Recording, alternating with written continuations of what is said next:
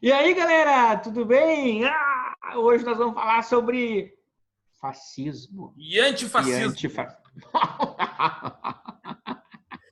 O que é São ser coisas, antifascista e fascista, Bussunda? são coisas que estão muito em voga, uma galera está fazendo uma confusão, né, Andrei? E Sim, nós vamos explicar o que é fascismo e nós vamos mostrar o que é antifascismo. E, Andrei, canta pra gente. eu vou... eu vou cantar.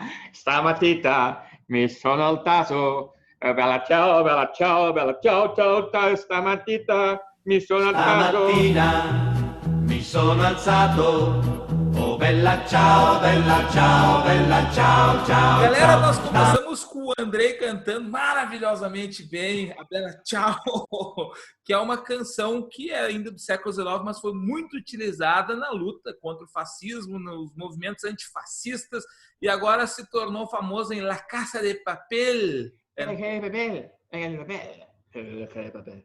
E o que é esse fascismo, Andrei? O que é essa coisa louca que hoje o pessoal está falando muito, está em voga? Fascismo, Cara, antifascismo.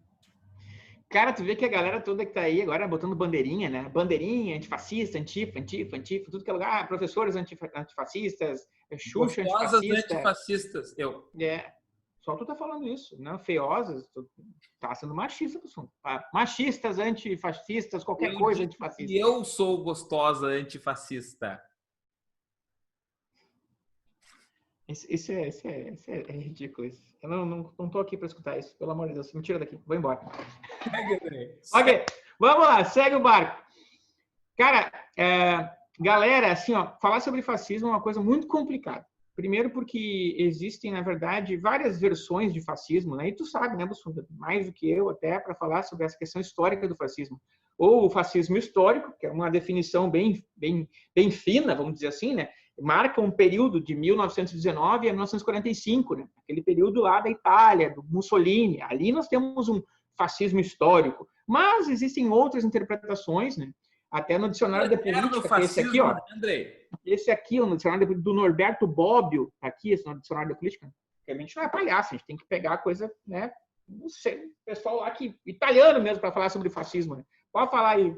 Mas enfim, o Bobbio está dizendo basicamente que é muito difícil você definir fascismo de uma maneira a tornar isso algo científico hoje em dia, porque existem três espécies de fascismo, segundo ele. O fascismo histórico, esse do Mussolini, o fascismo voltado lá para as questões alemães e o fascismo posterior, depois, né, as livres interpretações que se fazem disso. Mas, né, podemos chamar de fascismo, né, algumas características básicas de um cara que é italiano também, né, Bussunda? Pode nos dizer quem é esse cara? Umberto Eco. Oh, oh, Agora eu vou falar em italiano, Andrei. Umberto Eco. Umberto. Não, é assim, ó. É assim, É, Bussunda. assim? Sabe por que é isso? Ah, Não sabe por quê? Por causa da interrogação, né? Um italiano ele sempre pergunta assim, né? Mas quê? Mas quê? É porque está perguntando, né? É um ponto de interrogação. Mas é verdade isso. Isso é verdade. Está no dicionário de vida italiana, lá no Vale Vêneto. o Umberto Eco, gente, em 1995, faz 25 anos agora, ele escreveu um artigo para qual a revista mesmo, Andrei? The New York Review. New York Review, a revista de Nova York, revista de... Review é revista, minha tradução. Mas ele escreveu o artigo trazendo uma coisa que a gente poderia utilizar tranquilamente, já que a gente estava falando, o próprio dicionário do Bobbio, né? Ele faz essa distinção que o fascismo depois de 1945 é muito difícil de a gente definir. Eu estava aqui também com um cara aqui que é um inglês, eu gosto dos ingleses, o Hobsbawm. E o Hobsbawm estava definindo muito o que é fascismo, nazismo para aquele momento histórico lá. E é difícil e tem muita discussão entre pensadores, né? O que é o fascismo? E aí o Eco chamou de o fascismo eterno, ou como é que seria o outro nome, Andrei? Fascismo... Ele criou um fator psicológico, ele botou na frente urfascismo. Né? O urfascismo tem a ver mais com uma questão de um fascismo introdutório, aquele que nasce original, entendeu? coisa mais original, assim. O que está por trás disso tudo, né? Quais são os conceitos que estão por trás do próprio fascismo, que ele chama de fascismo eterno. Então, o Humberto Eco faz uma distinção entre fascismo histórico e o fascismo eterno. Primeiro, vamos fazer assim, a gente já vai entrar no Eco. E, gente, só para falar para vocês assim, ó, que existe essa questão, deixa eu só dar uma situada assim, naquele fascismo lá de 1919. Ele representa uma ruptura com a tradição iluminista, que é uma tradição racional, né, André, que vinha se construindo desde lá. O iluminismo demorou para se construir, ele é do século XVIII, mas ele veio vindo. Ele vem lá da Renascença, a Revolução Científica, a Revolução Industrial, iluminismo. Só pode cortar aí para dar um exemplo. Eu estava estudando esses dias, né, para dar aula sobre filosofia medieval e vi que, cara, na Catedral de Oxford, as primeiras discussões que foram pró-ciência, ou seja, pró-análises científicas, foram no século XIII, cara. Olha que louco isso. Então, podemos dizer que ali nasce a semente do iluminismo foi colocada lá, velho. Interessante isso, né? De certa maneira, é quando já se entende lá dentro das filosofias medievais que a fé e a razão podiam se conciliar. Aí já começou a ter um respiro racional para o mundo. E aí, galera, o que aconteceu foi o seguinte, ó. O iluminismo ele trouxe uma série de coisas que, inclusive, na versão política, a gente tem o liberalismo político. O Andrei foi lá buscar o nome da Rosa. Gente, e lá no iluminismo os caras vão definir essa questão de, por exemplo, o governo, que é o governo com os 3 poderes, com o governo representativo, as noções de participação na política. E depois, quem é que chamou isso de governo racional, Andrei? Foi o Max Weber, né? O Max Weber disse, ó, existem 3 tipos de governo. O tradicional, que é aqueles antigos com rei, com coisas assim, que vinham por tradição. O racional, que vem a partir do iluminismo, né? E vem depois, o que nasceu no século XX, que é muito louco, que se destacou, é o governo carismático, onde tu acredita, tu tem uma ruptura com essa visão racional de governo, tu acredita num salvador da pátria, num guia, num Führer, num Dus, né? Na verdade, só para corrigir o termo aí, desculpa fazer isso, cara, desculpa. Mas não é o governo, na verdade é a dominação. O Weber fala dominação tradicional, dominação carismática e a dominação racional. Ele faz isso de um vínculo histórico, ele diz.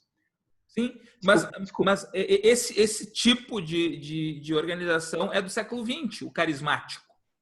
Ele aparece, ele se vincula aos modelos fascistas, que as pessoas, claro, gente, numa época... mas o que é o carismático? De crise, de o que é o carismático? Hã? O que é o carismático? O carismático ele pode ser alguém extraordinário, sobrenatural e que tem uma ruptura com o pensamento racional, Andrei. Aí que tá. O carismático que domina. Eu quero falar o que é carismático. O pessoal não ficar bocabrateando aí. Fala. Carismático é aquela pessoa que não é que tem carisma, que a pessoa às vezes...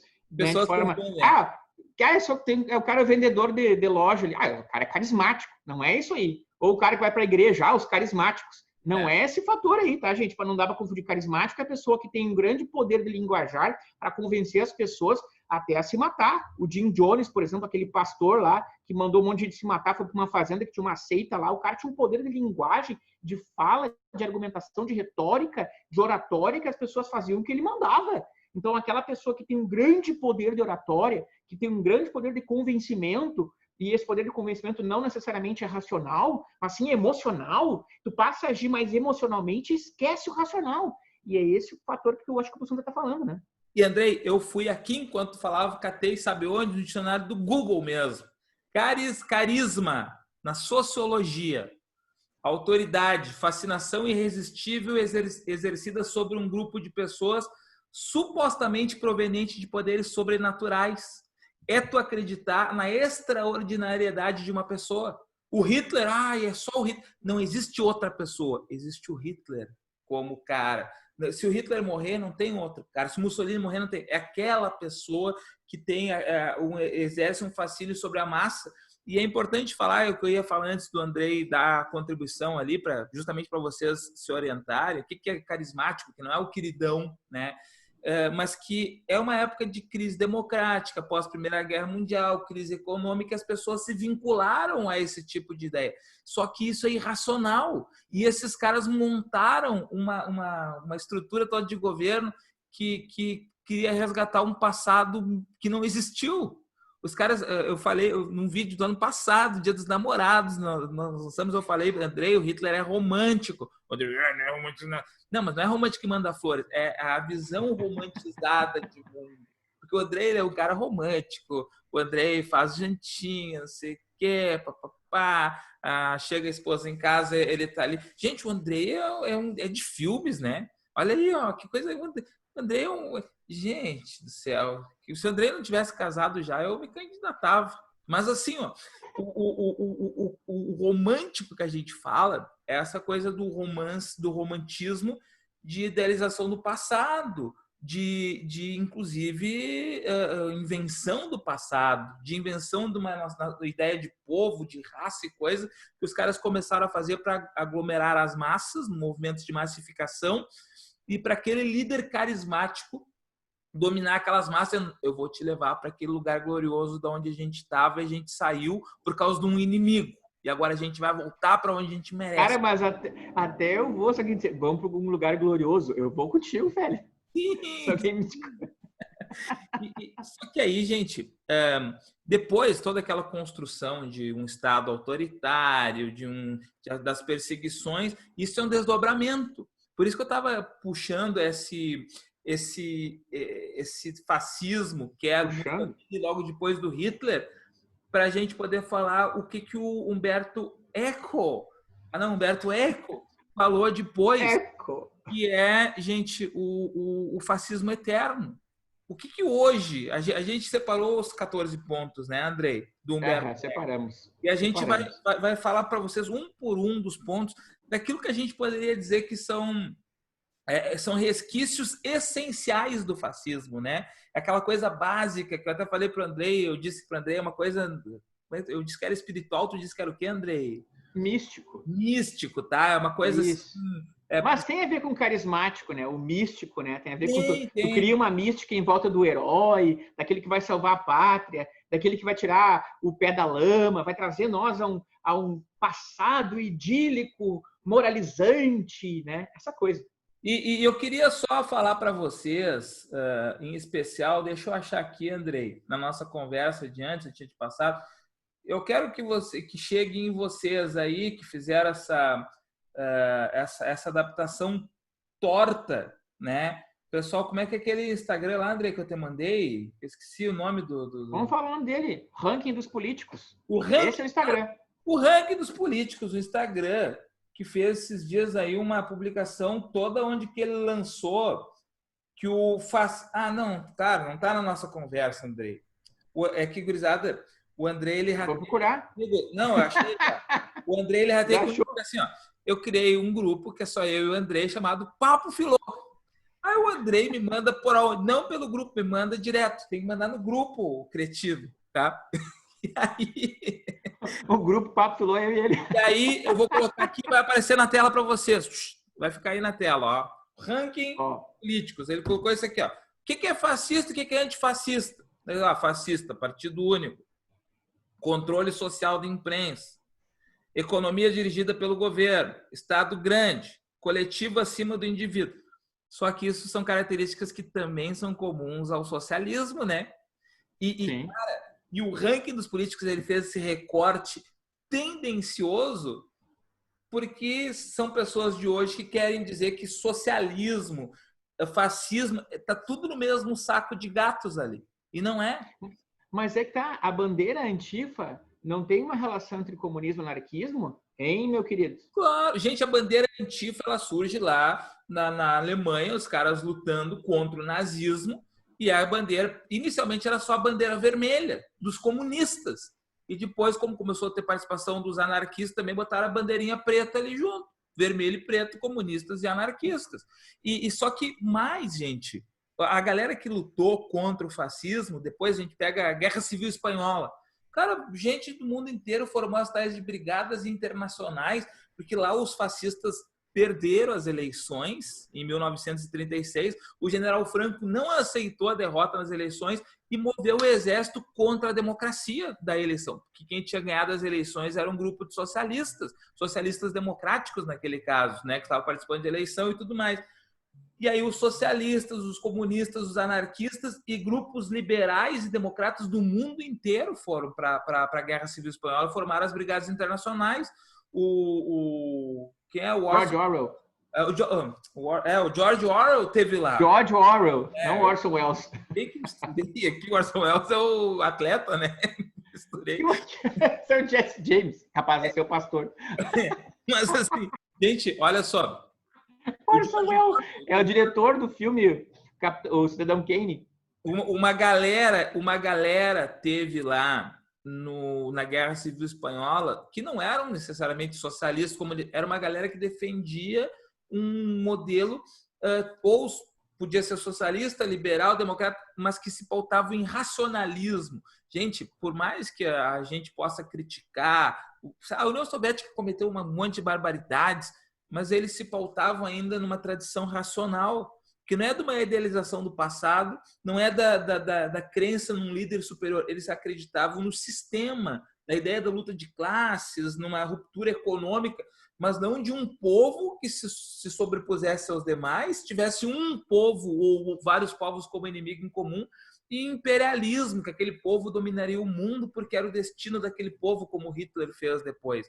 Então, assim, ó, o antifascismo congrega esquerda e direita que tem uma visão racional contra o irracionalismo, basicamente. Então, isso que o pessoal do ranking dos políticos fez foi só um Frankenstein para igualar fascismo e socialismo. Tem uma coisa até que a galera tem que tomar cuidado. A gente pode falar em regimes totalitários, que é uma outra coisa, que são estados poderosos e tal. Aí sim, no guarda-chuva regimes totalitários, tu pode colocar o stalinismo e o fascismo, que são regimes poderosos. Mas a base é que o fascismo vem de outra coisa, que é essa crença num passado idealizado, numa manipulação de massas, na dominação e nas ideias racistas e imperialistas que eventualmente também colocaram.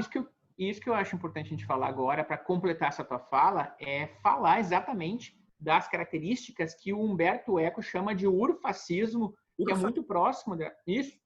É que a gente tem que distanciar, né? O Bussuto está falando especificamente da questão do fascismo histórico, né? O urfascismo, né, é uma interpretação que o Humberto Eco tem, e o Humberto Eco tem cacife para fazer isso. Não é o tiozinho lá do boteco que vai falar o que é fascismo, né?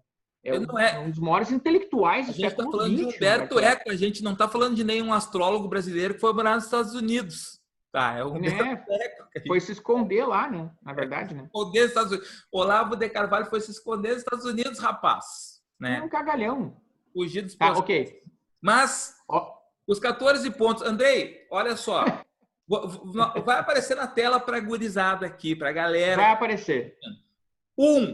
Culto à tradição, Andrei. Sim. Tá. Tá. Tu vê o quê? Tu olha para esses chamados pensadores aí mais tradicionais, né? E tu vai ver sempre eles são associados a isso, né? Os pensadores conservadores e tal, mais tradicionais, enfim, que estão em um certo topo de uma elite intelectual aclamada por esses fascistas, né? Bom, enfim, isso é um culto à tradição, né? Eu queria só fazer uma observação inicial. A gente já lançou o item 1, mas eu quero igual... muitas coisas, e é uma posição minha, eu não sei se é do André, a gente não combinou isso realmente, muitas coisas vão convergir para o que a gente tem hoje no Brasil no bolsonarismo. Eu, particularmente, não acho o Bolsonaro fascista. Eu acho que alguns elementos que cercam ele, algumas coisas, tipo aquele grupo da Sara Inverno, aquela menina lá que tem o grupo dos 300, aquilo lá emula essas características. Cara, deixa eu falar uma coisa engraçada. Essa Sara Inverno aí, ela aqui no Sul, ela é aquela pessoa que, tipo, ela foi uma época do Grêmio e depois virou Inter, entendeu? E aí chamam ela de melancia. E ela é uma baita melancia, meu. Ela era feminista radical, depois antifeminista, agora fascista. Cara, eu acho que aquela... E tentou Big Brother, né? Tentou Big... Cara, essa guria tem sérios problemas psicológicos, cara. Não é possível. Precisa de Tem uma interdição psiquiátrica. Mas pelo amor de Deus. Era essa observação, gente, ó. Porque eu estava pensando aqui, enquanto a gente falava desse item 1, culto à tradição, que essa própria questão de defender a família tradicional, não sei, isso é culto à tradição. Isso aparece muito em grupos conservadores hoje. Não significa que eles sejam fascistas. Só que tem algumas coisas que emulam, né? Mas é que tá. Ser conservador não significa ser fascista. Na verdade, uma coisa que os conservadores têm em comum com os fascistas é isso, mas não quer dizer que os conservadores defendam todos os posicionamentos fascistas. Óbvio que não, né? Não dá para chamar o conservador de fascista. Mas dá para dizer que os fascistas são conservadores. Sim, exato, boa. Como é que é o nome? Agora faleceu o maior conservador, talvez, que tinha vivo no mundo. Faleceu faz poucos meses. Quem? Não tô sabendo. A gente fez vídeo dele no ano passado, rapaz. Me fugiu o nome dele. Conservador? Não sei. No freezer? Geladeira? Conserva? Mas enfim. Sal? Não, o teórico. Sal conserva. Tá? Mas o fato, gurizada, é o seguinte, ó. Tem N pensadores conservadores, são intelectuais. Mises, Rothbard, né? O próprio morreu... foi o Roger Scruton, que morreu ano passado. Tem fugido, Scruton faleceu agora. O Roger Scruton, né? Intelectual, né? Um cara que tu consegue ler, compreender, tu pode não concordar com ele, mas tu vai ler e tu vai... é real, é um posicionamento, é um pensamento. Então, nem tudo que se assemelha é a mesma coisa. O fascista é um conservador, mas o contrário não é verdadeiro. Tá? Sim, outra coisa também, pode falar conservador de uma maneira positiva, né? As religiões são conservadoras de várias formas, né? E nem por isso elas são fascistas, né? Exato. 2. Rejeição ao modernismo. Isso foi exatamente o que tu falou, Bussunda. Isso se encaixa exatamente no que tu falou. Aquela questão de rejeitar a razão como critério originário, né? O misticismo está por cima de tudo. Exato. Gente, que o modernismo é o iluminismo, as coisas que se construíram ao longo da modernidade até chegar ao iluminismo, né? E aí o fascismo, tanto lá o italiano quanto o fascismo eterno, que o Umberto Eco se refere, é irracional. Ele faz um culto a uma tradição, ele faz essa rejeição ao modernismo, e o item 3 que o Eco coloca... Esse tu vai explicar para nós, Bussunda, esse item 3. Eu acho que tu tem a tarefa agora. O culto à ação pela ação. Cara, pro fascista, tanto antigo quanto pro eterno fascista, pensar demais, racionalizar demais, explicar demais, teorizar demais, emascula o homem, né? A força, é a vontade, não a razão. Cara, Andrei, eu gosto muito, tem um título daquele documentário que me esqueci o nome da cineasta nazista fez lá das Olimpíadas, de um congresso nazista. Wissenschaft. E que o nome do documentário é O Triunfo pela Vontade. Sim. Cara, aquilo sempre definiu muito para mim. O nazismo não é o triunfo pela razão. É a Riefenstahl. A Riefenstahl, isso, né? Leni Riefenstahl. É o triunfo pela vontade. Eu tenho vontade, eu quero, eu não preciso explicar. Eu quero, é meu ponto, é a ação pela ação, sem a explicação, sem a razão. E isso é uma das características, na verdade, a terceira que o Eco coloca. A quarta, Andrei, medo das diferenças, né? Não. Essa é o quinto. Discordância é traição. Explique. Discordar, gente. Então, o que o movimento fascista diz de quem discorda daquilo que é a crença básica no fascismo? Eles geralmente rotulam essa pessoa, geralmente criam um mal-estar para ela, de chamar ela de irracional, de chamar ela de burra, que não está desenvolvendo um pensamento pró-nacionalismo, e tentam colocar ela como inimiga da pátria. Então, se discorda, discordar, qualquer coisa de discórdia é traição. Então, tu vê que os ministros do nosso governo, né, vamos chamar aqui, o Moro furou traidor. Tu vê que o povo que está em volta do Bolsonaro, que vai lá para a Praça dos seus poderes lá, dizer, não, o Moro virou traidor e comunista. Aí o próprio Weintraub, ele chamou, na verdade, o Moro, de certa forma, de um traidor. Aí Mandetta tu tem ali... também. O Mandetta é traidor. O próprio Nelson Teich virou traidor também, apesar de não falar muito, porque ele era contra, né, essa questão da liberação das pessoas andar na rua, que era a favor das pessoas ficarem em casa. Sim. Explicando de modo bem fácil para as pessoas entenderem isso. Então, o que a gente está tentando pensar aqui é que o nosso governo, ele está, né, vou chamar assim, criando um tete-a-tete. Vem cá, traidor. Vem cá, traidor, eu vou te dar um soco na cara, entendeu? A ação pela ação, mais ou menos isso, né? Essa questão da raiva, né? Essa imposição da ação, parece que sempre o inimigo... qualquer inimigo, cara. Ontem estava abraçado, casado, o Witzel é um deles também, o Dória é um deles também. Né? Bolsodória, era Bolsodória. Bolsodória, isso. Estavam lá colocando a mão no fogo pelo Bolsonaro, agora estão todas as mãos tudo queimadas. As mãos do Witzel, as mãos até do cara, um dos maiores... Primeiro, sem vergonha, né? O governador de Goiás. O médico, aquele governador de Goiás, que você sabe quem é, o Ronaldo Caiado, que abraçou o Bolsonaro também, outro que abraçou o Bolsonaro. E quando o Bolsonaro foi contra as normativas da Organização Mundial da Saúde, né, da OMS, o Caiado ficou puto da cara, literalmente, disse assim, não, o que ele está fazendo? Vai matar um monte de gente, vai entupir os hospitais. Xingou o Bolsonaro, e o Bolsonaro chamou ele de quê? De quê? Qual é a palavra, Bolsonaro? Traidor. Traidor. E para a galera base do Bolsonaro, né, virou comunista. Tudo é comunista, né? Comunista. O quinto item aqui, Andrei, o medo das diferenças. Me explica isso. Pois é, o medo das diferenças é que ser fascista, né? O fascista jamais ele vai dizer que ele é racista, né? Ele não se expressa de forma, hoje em dia, pelo menos, racista, porque ele não quer pegar mal, não pode se expressar racista, mas ele é aquele racista omisso. Ele não vai criticar o racismo, ele vai ficar quieto. Ele não se apresenta racista, mas ele se comporta como racista. E isso é um tipo de preconceito contra as diferenças. E esse medo das diferenças é uma característica fundamental do fascismo. E aí você tem quais são as pessoas que foram lá para colocar defesa contra o racismo. Ser antirracista era ser mais importante. Eu acho que a pessoa vai colocar um selo antirracista? Não, porque ela acha que a nossa querida Angela Davis, que falou isso, né, ela é de esquerda, então eu não vou ficar ao lado de alguém que é de esquerda, então eu vou ficar quieto, vou ficar omisso, eu não vou defender isso aí. Mas, por tabela, obviamente, de forma omissa, é um racista, né? E é racista, é machista, é homofóbico, porque tudo representa a diferença. O fascismo, ele tem muito a ver com isso, até que a gente estava falando ali que ele defende a ação, que pensar é uma forma de emasculação. O fascismo é algo masculino, algo que é para o homem, o fortão, o poderoso, viril, né, manda, né? Temos aqui o sexto ponto que o Humberto Eco coloca, o apelo à frustração social. Frustração social, né?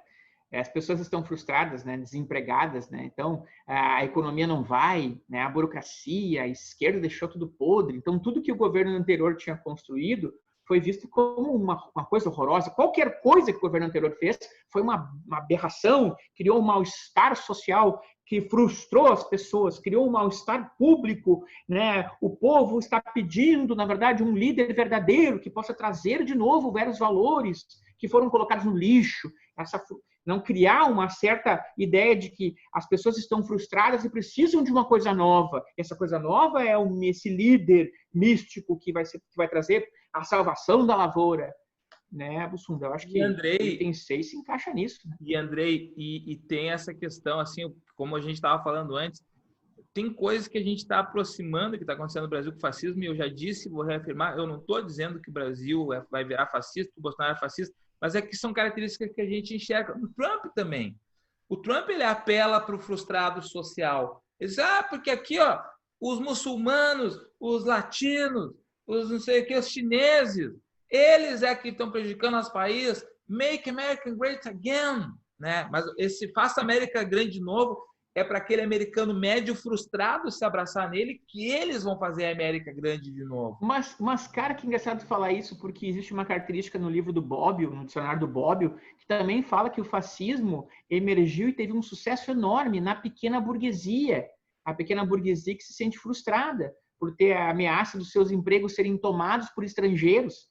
Sim. E aí eles acabam achando que os inimigos são os estrangeiros. Por isso essa questão da, né, essa relação que tu está falando aí. E Andrei, e entra numa coisa que é muito interessante a gente colocar, vários autores já, eu lembro que o Florestan Fernandes falou isso, mas outros falaram, ele não foi o primeiro, um dos grupos mais conservadores e que abraça essas causas fascistas é a classe média, porque os fascismos, eles também, mesmo que tenham um discurso de transformação, eles são imobilizadores sociais. A classe média, ela quer ser classe alta, mas o que ela não tem tanta condição de ser classe alta, como ela tem medo de ser as classes baixas. E aí ela acaba abraçando esses discursos assim que são excludentes, que são discursos que são aparentemente conciliadores de todo mundo, mas que a gente sabe que está excluindo uma galera. É só um discurso para agradar aquele grupo central ali, em cima dos preconceitos, em cima de uma idealização de nação, em cima de uma criação de um passado também, que os caras às vezes fazem. Então, é muito interessante que são grupos que têm medo de declínio social, que acabam abraçando essas causas dentro desse item 6, da apelo à frustração social. O 7, Andrei, que tu vai falar, é muito interessante. A obsessão por um enredo. Cara, sim, isso é fabuloso. A obsessão por um enredo. Você cria um discurso, uma fala comum, e parece que todos os membros desse partido, ou desse grupo de pessoas, precisam estar unidos com o mesmo discurso. Aí eles acreditam que aquele discurso que eles se juntaram e fizeram juntos é a realidade, e isso eles querem vender esse enredo. Eles vendem esse enredo para todo o povo brasileiro, por exemplo. O nosso governo faz isso muito bem. E aí que está. Esse é o ponto, esse enredo que é colocado tem muito mais sucesso que o enredo que a esquerda criou. Porque a esquerda acabou sendo maculada com as suas corrupções, né? No caso, eu falo aqui do âmbito do PT e dos seus agregadores lá de esquerda. Podemos dizer, claro que não são todos, obviamente, nós estamos aqui falando contra isso, mas estamos dizendo que existe um enredo do governo Bolsonaro que é muito comum ao fascismo, onde ele coloca o discurso dele como discurso real. E aquela frase que ele fala sempre, né? A verdade, hein, Bussunda? Como é que ele fala, Bussunda? É bíblico, agora me fugiu. Mas isso que ele fala da Bíblia, né? Sim, a verdade, né? Conheceis a verdade e a verdade vos libertará. Né? Isso é um enredo, gente. Isso é um enredo. E por isso sempre nessa construção de enredo, a imprensa está mentindo, discurso. Isso é discurso ideológico, tá ok? Isso é discurso ideológico. Cala a boca. Cala a boca quando está contra o enredo dele. Cara, assim, eu acho que a gente vai demorar bastante, tá passando o tempo aqui. A gente vai adiante. O inimigo, item 8. O inimigo é ao mesmo tempo forte e fraco. Isso tu pode dizer, né? Andrei, é que é o seguinte, ó, o inimigo nos modelos fascistas quase sempre foi o comunismo, foi no caso lá do Hitler o judeu também, foram os degenerados, né, que o Hitler chamava arte degenerada. Então é um costume assim de falar, porque o nosso inimigo tem prejudicado o nosso país, não sei o quê, mas o nosso inimigo ele é fácil de derrotar, ele só não foi derrotado ainda e não foi aniquilado porque nós não nos demos conta ainda de derrotar nosso inimigo, porque a gente não se uniu. No momento que a gente se unir, a gente derrota facilmente, porque ele é fraco, mas ele tem aproveitado a nossa divisão para nos dominar ou para tentar nos dominar. E, cara, isso aparece muito sempre nesses movimentos com as ideias de nacionalismo ou ultranacionalismo. No momento que a nossa nação se unir, a gente vence o inimigo, porque ele tem sido forte, mas, na verdade, ele é fraco. E é sempre um discurso ambíguo, né? Que a gente precisa se unir porque o inimigo pode nos dominar, mas que o inimigo, a qualquer momento, pode ser derrotado porque ele é frágil, ele é fraco. Mas é uma política de dominação de massas, né? Esse discurso, claramente. Com certeza. Aonde que, em vários momentos, o Hitler, pelo menos, falava algo mais ou menos sentido. Ó, a gente vai ter que se unir a qualquer momento, a gente vai ter que destruir o inimigo. É quase que buscando aquela frase lá dos generais romanos antigos, se queres paz, te preparas para a guerra, que daí já puxa para o item 9, Andrei. O item 9. O pacifismo é se confraternizar com o inimigo. É a chamada pro fascismo eterno, não existe essa luta pela vida, né? Em vez disso, a vida é vivida para lutar, né? É a questão básica que se encontra aí, né? Pacifismo enfim, é a guerra, na verdade, né? É um discurso contraditório, né? Esse pacifismo, na verdade, é uma bobagem, né? É só um discurso retórico para dizer que, na verdade, nós estamos em guerra contra o inimigo. Mas a guerra contra o inimigo é a paz. Tu falou exatamente sobre isso. Sim, essa loucura que é mobilizadora de massas também e justificando, de certa maneira, uma eventual violência dos fascistas, né? Que se confraternizar com o inimigo. O inimigo, ele é fraco e desprezível. Aí entra o item... Isso é o item 10, exato, quer dizer, desprezo pelos fracos. Cara, olha só, cara, as pessoas vão me detonar e tem razão me detonar. Vai, fala. O Bolsonaro diz, é só uma gripezinha. O brasileiro criado nadando em esgoto, não pega isso aí. Não, isso aí vai morrer os velhos. Isso tudo é desprezo pelos fracos, cara. Não, mas e aquela questão do histórico do atleta, eu sou forte, eu não sou fraco, né? Isso é o discurso dele, né? Claro. Fraco que morra, os fracos vão morrer, mas os fortes sobreviverão. O Bolsonaro tem histórico de atleta, é campeão mundial de flexões. Não, é de flexões fake, né? Flexões fake, né? Item 11. Todos são educados para se transformarem em heróis. Gente, assim, ó, o heroísmo lá no Hitler, no Mussolini, apareceu assim, não, tu é um alemão, tu é um italiano, tu tem que lutar pela pátria, a pátria depende de todos nós todos somos responsáveis, nós somos os caras que vão salvar o país, nós somos os heróis e estamos criando o futuro de nosso país a partir de agora. Sabe que eu li esses dias um artigo, eu não quero mentir o nome de quem que é, porque eu me esqueci, foi uma jornalista, não sei se não foi da Eliane Brum, mas eu não quero dar certeza porque eu não lembro, eu sei que eu li o artigo e estava falando assim, ó, que hoje muita gente que está apoiando medidas conservadoras e que até se aproxima desse fascismo, são pessoas que nunca participaram de nada, nunca tiveram expressão nenhuma e agora se sentem os bastiões salvaguardadores do Brasil.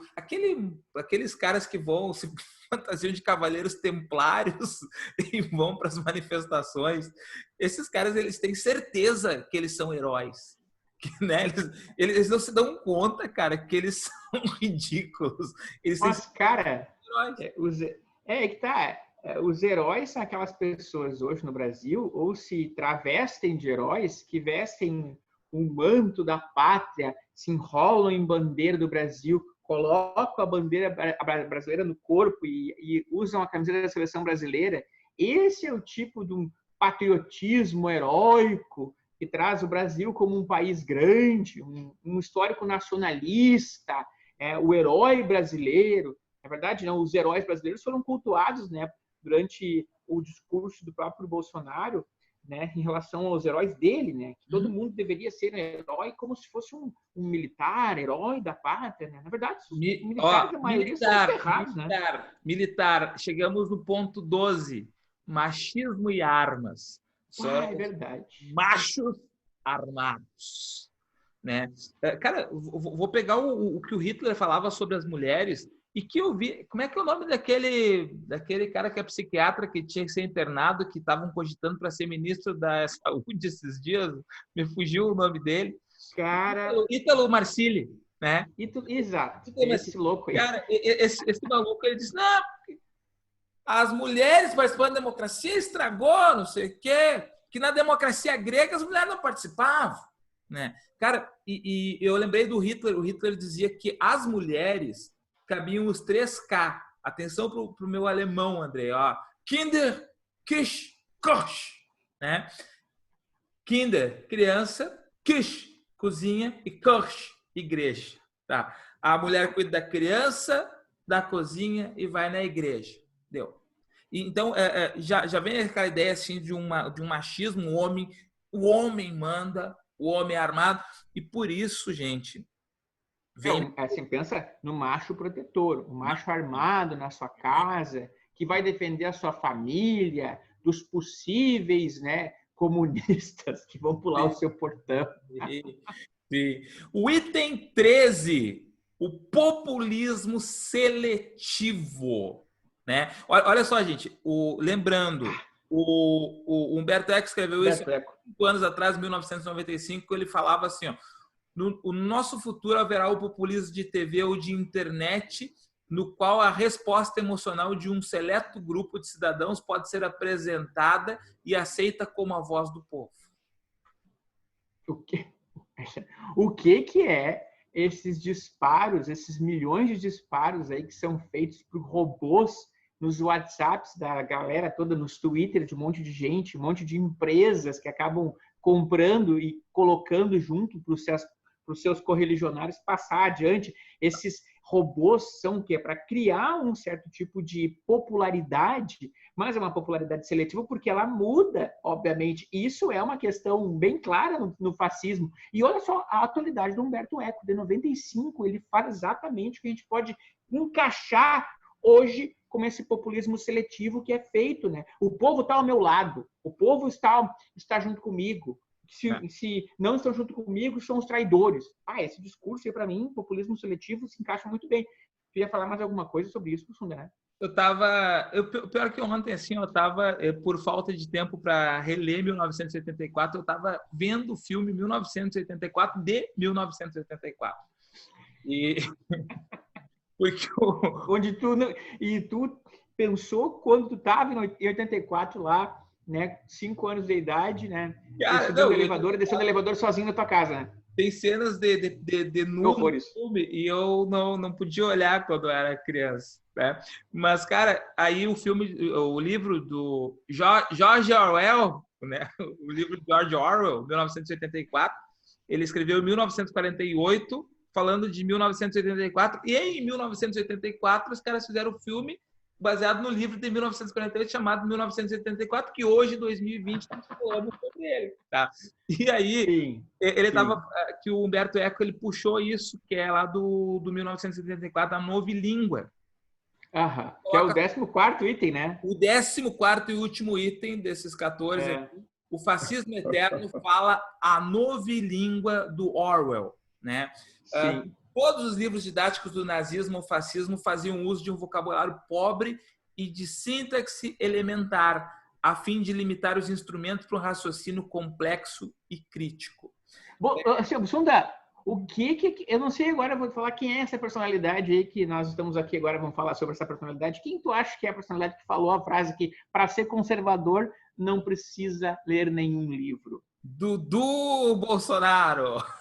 Aquele que frita hambúrguer, né? E vira embaixador sem ler livro, defendendo o conservadorismo, sem saber ler livros conservadores. O único livro que ele leu, de repente, foi O Imbecil Coletivo, do Olavo de Carvalho. É o único que ele leu, só pode ser. O único. Cara, e são pessoas que defendem assim, ó, pessoas que qualquer coisa acontece, tu começa a elocubrar muito, teorizar muito. Comunista! Ele acha que tu tá enrolando ele. São pessoas que não.